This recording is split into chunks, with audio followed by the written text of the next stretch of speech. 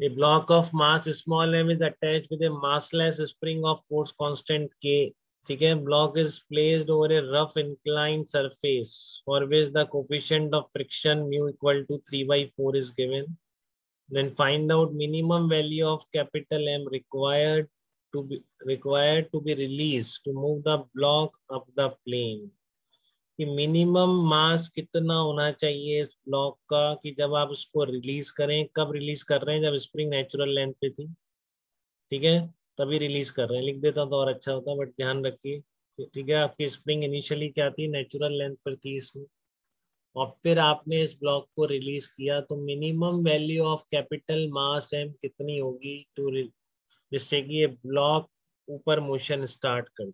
सबकी इसमें फ्रिक्शन भी दे रखा है, ठीक है, इंक्लिनेशन एंगल भी दे रखा है, ये कैपिटल एम है, ये स्मॉल है, ठीक है। तो आप ये मोशन ऊपर स्टार्ट कर दे, इसका क्या मतलब हो, देखो रिलीज करते तो कर नहीं रहा होगे, ठीक है। इसमें जब रिलीज करते हैं स्प्रिंग फोर्स लग रहा है, बट फ्रिक्शन भी तो है ना एक।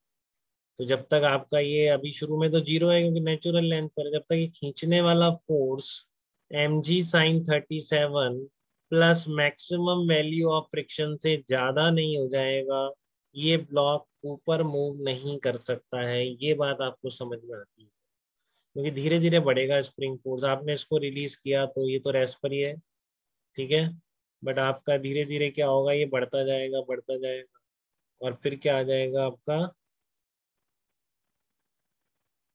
आपका एक स्टेज पर आकर ये जो खींचने वाला फोर्स है, क्योंकि स्प्रिंग फोर्स बढ़ रहा है ना, ये रोकने वाले ये फिक्स है mg sin 37, और maximum value of friction fix, ठीक है। तो एक स्टेज पर आकर ये ऊपर वाला फोर्स उससे ज्यादा हो, ठीक है।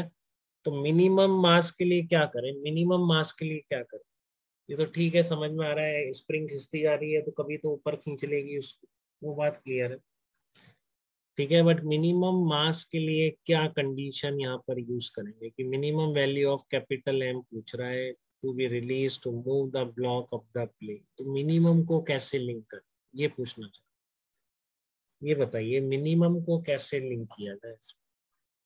कोई भी मास कर दो, बहुत भारी मास कर दो, तुरंत ऊपर चली जाएगा। तो आपको तो मिनिमम निकालना है कि मिनिमम मास कितना हो।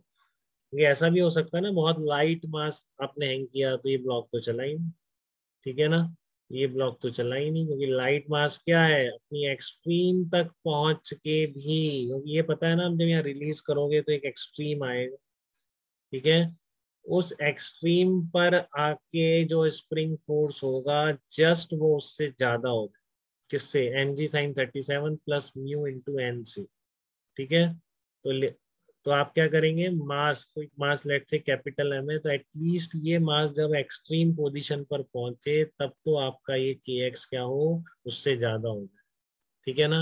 अब आप उससे ज्यादा मास करेंगे तो वो एक्सट्रीम से पहले पहुंचने से पहले ही इसको ऊपर डिस्प्लेस कर दे, ठीक है ना। समझ रहे हैं आप क्या निकालेंगे, वो मास निकालेंगे जिस पर कि मैक्सिमम एक्सटेंशन पर जाने पर जो के एक्स मैक्स जनरेट होगा वो just mg sin 37 plus mu N से ज्यादा हो जाए।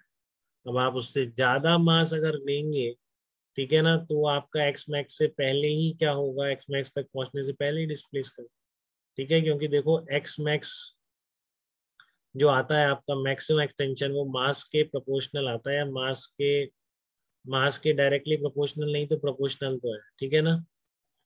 देखो कैसे आता है, एक्स मैक्स की वैल्यू अगर निकालें तो ये 2 mg/k ही आएगी, क्या बताओ, मैक्सिमम एक्सटेंशन, इसमें कोई डाउट है, क्योंकि ये ब्लॉक रुका हुआ ही नहीं चल। हम मान रहे हैं कि मैक्सिमम पर जाकर ही उसका जो फोर्स है स्प्रिंग का, वो mg sin 37 और म्यू एन से ज्यादा होगा, तो मैक्सिमम तक जाने में ये तो रेस्ट पर है, तो कोई वर्क नहीं है यहाँ पर किसी भी चीज का, just spring plus block system लोगे, ठीक है। तो वही आप लगाओ, स्प्रिंग प्लस ब्लॉक सिस्टम पर work done by external is equal to final minus initial. तो ये एक्स मैक्स की वैल्यू कितनी आ रही है, 2 mg/k निकल के आ रही है इसमें, क्योंकि तब तक रुका हुआ है ना, क्योंकि हमको पहले चलाना ही नहीं, हमको वही मास देखना है कि जो अब आपका जो आपने एक्स मैक्स निकाला है, इस पर स्प्रिंग फोर्स क्लियर है आपको, के एक्स मैक्स, तो जस्ट ये के एक्स मैक्स की वैल्यू इसको रोकने वाले फोर्सेस से ज्यादा हो जाए, ठीक है। जस्ट इस के एक्स मैक्स की वैल्यू, तो K X max just equal to mg sin 37 plus mu mg cos 37, ठीक है। तो जो मास आएगा वो मिनिमम मास ही होगा, ठीक है ना, के एक्स मैच रखो यहाँ पे। तो देखो आप सॉल्व करोगे सिंपली तो आपका कैपिटल एम कितना आ रहा है, 3m/5 निकल के आ रहा है। तो ये बहुत बेसिक प्रॉब्लम है, कभी भी भी एग्जाम में आपको दिख सकता है। ठीक है, कि मिनिमम मास में कितना हैंग करूं कि ये ब्लॉक ऊपर शिफ्ट हो जाए, तो एटलीस्ट ये एक्सट्रीम पोजीशन पर जब पहुंचे तब इतना स्प्रिंग फोर्स जनरेट हो जो कि mg sin 37 प्लस मूवमेंट से ज्यादा हो। बस ये फंडा लगाया मैंने, इसके अलावा कुछ नहीं। तो इसमें किसी को डाउट तो आप बताइए किसी भी स्टेप पर। वेरिएंट आपको क्लियर है क्या, मिनिमम मास क्यों बोला जा रहा है उसको, बताइए। Yes sir. हाँ, क्योंकि उससे ज्यादा मास लेंगे तो ठीक है, मैक्सिमम तो फिर और भी ज्यादा आ जाए।